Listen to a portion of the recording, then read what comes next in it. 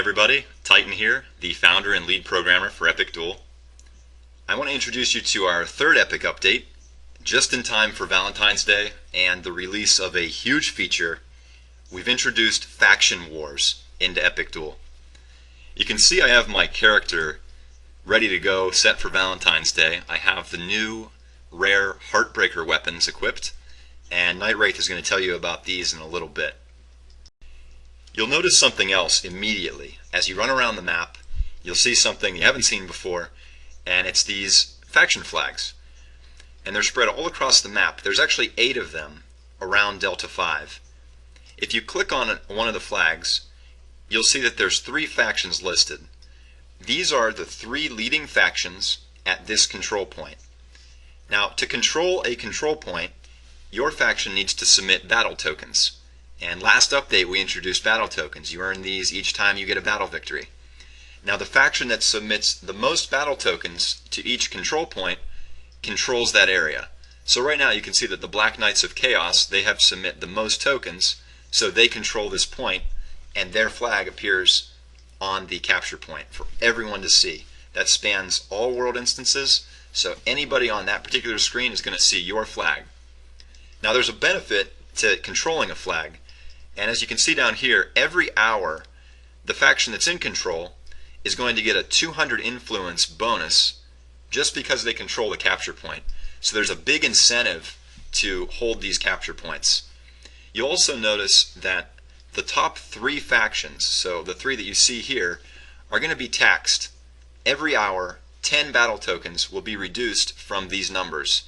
And that's going to allow for players that are just starting to have a chance to overthrow the leaders, and it also obligates the leaders to play to maintain control of that area. If you walk around the map, you'll see several of the flags. So if you don't feel like competing for one flag, or if it's fairly well held by the faction in control, you can find another flag, and we'll continue adding flags as the war continues. Here's another flag. It's in the biodome, and you can see 3 more factions that have, this is actually a close battle here. We're really close. They're off by 5 tokens, so Knights of the Round may catch up here. ED Gladiators have a nice lead, but Knights of the Round right behind them. So as you're in this interface, all you need to do is click one of the buttons here, and you'll contribute your tokens to the faction, or to that capture point. Now if you look at your own faction, we've added a new field. You'll see this new contribution area, and this is a personal contribution so that the factions can keep track of who's contributing the most tokens to a flag. So for example, you see I have 80 here. Now if I click on this flag and submit 25 tokens to the flag, now I've only got a total of 60 tokens in this flag, so I'm not going to show up in this list just yet. But you can see that I've added now 25 tokens to my personal contribution. We've added a few other things to this update. There are 2 new achievements available. If your faction holds any of the flags at the end of the day, all members of your faction have the chance to earn the Flag Captured achievement. And also, if your faction has the most influence at the end of any day, all members of your faction will receive the World Domination achievement.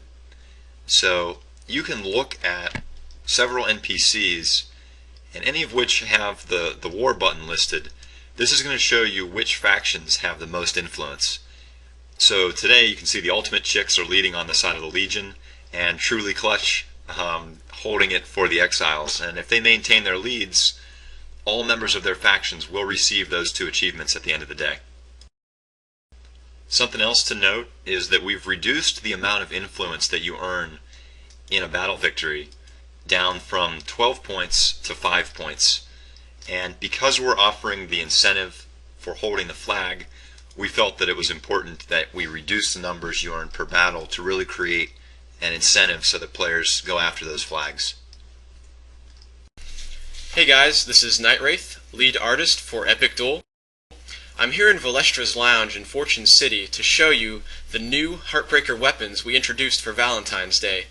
They are high level, they are powerful, and they are rare, so once they're gone for good. Here you can see the entire set of Heartbreaker weapons. There are claws for bounty hunters, swords, guns, clubs for mercenaries, auxiliary weapons, and staves for tech mages. My personal favorite weapon here is Azrael, a tech mage staff. I'm going to use Azrael to demonstrate how an Epic Duel weapon goes from the preliminary concept to the finished product. As you can see, it starts with a sketch. In this case it was drawn directly in Flash, but sometimes I'll actually use a pencil sketch taken from one of my notebooks. Now I'm laying in some of the flat colors and drawing some lines to indicate where I'm going to put my shading and highlights to make the weapon look more three-dimensional. In case you were wondering, I don't actually draw this fast. I think I would need a few more pots of coffee in order to do that. It's just been sped up to fit into the design notes because a weapon with this much detail and complexity will take me anywhere from an hour to several hours to complete. Especially this particular weapon, it has a lot of animation, a lot of different parts. It has a beating heart. It has wings that fold out when it's activated. All these little intricate details just add to the time, but I think in the end, the finished product is well worth it. You may also be wondering why all the little green lines everywhere. I use those green lines to indicate the areas of shading, and by using a bright, easy to notice color, I can select them all at once as long as they're connected and just delete them in one swift stroke. It just makes it a little bit more convenient, and it's one of the little tricks I picked up to save time and be more productive in Flash. Here I'm putting some of the finishing touches on the pod module for Azrael that contains the heart. At this point in the weapon's development, I'm starting to do a lot more optimization, adjusting control points, smoothing things out, making some final color selections, and generally trying to make the weapon look as good as it possibly can at all sizes. Once all the pieces are fully drawn and rendered, I can then animate them and put them together in the finished product you see before you. Happy Valentine's Day, Epic Duel!